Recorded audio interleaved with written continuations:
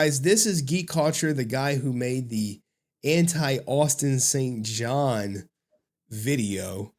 How are you and what inspired you to make that video? Oh, things have been kind of crazy with my health, but I'm all right. Um, well, to me, the biggest thing was I was such a big fan of Austin St. John's Jason character. I mean, that was to me, the quintessential Power Rangers of the day. And when I went out to meet him for that first time, I really thought I was going to be meeting, this really cool dude. Here we had mutual friends, so I thought we'd really hit it off. And it's just like every time I've met this guy, it's been one thing after another. I mean, when the guy thinks he's Jesus, come on.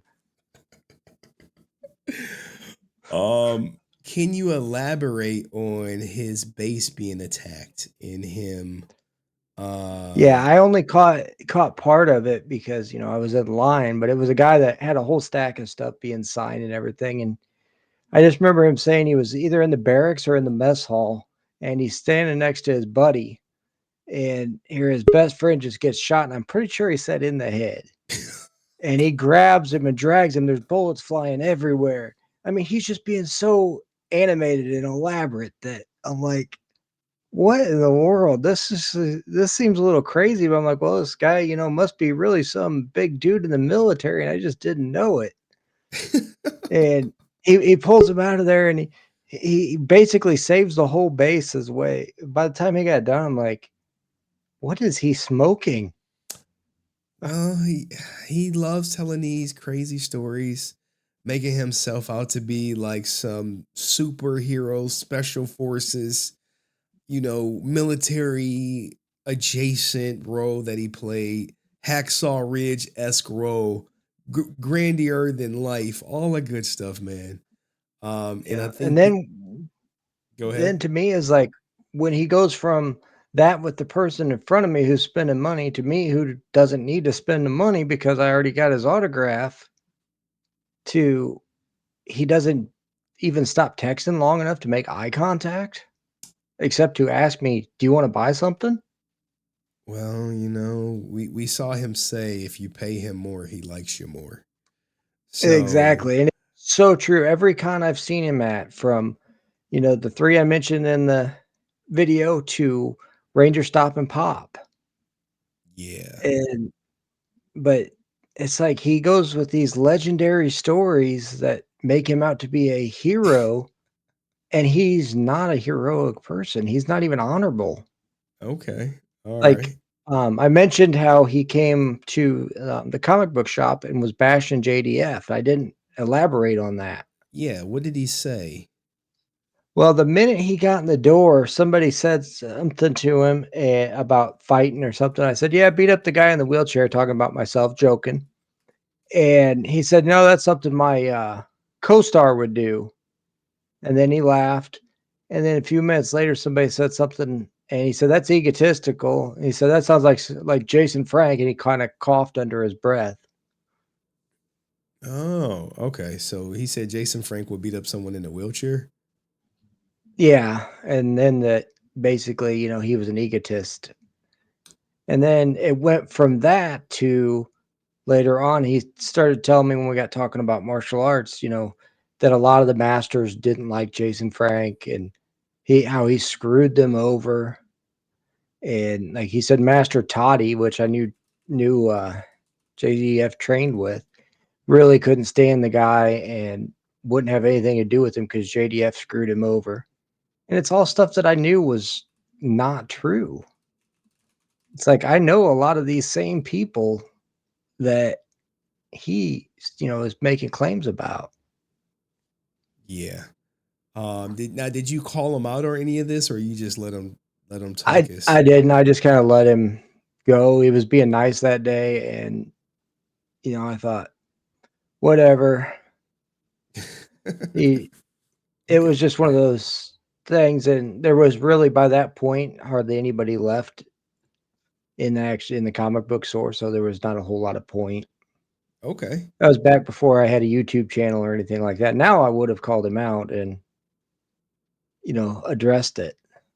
Okay, speaking of now you have a YouTube channel and all that good stuff. What do you think about Austin St. John and Ranger Stop and Pop and the alleged rumor of him only being there because someone sponsored him? You said you know the name of the I sponsor.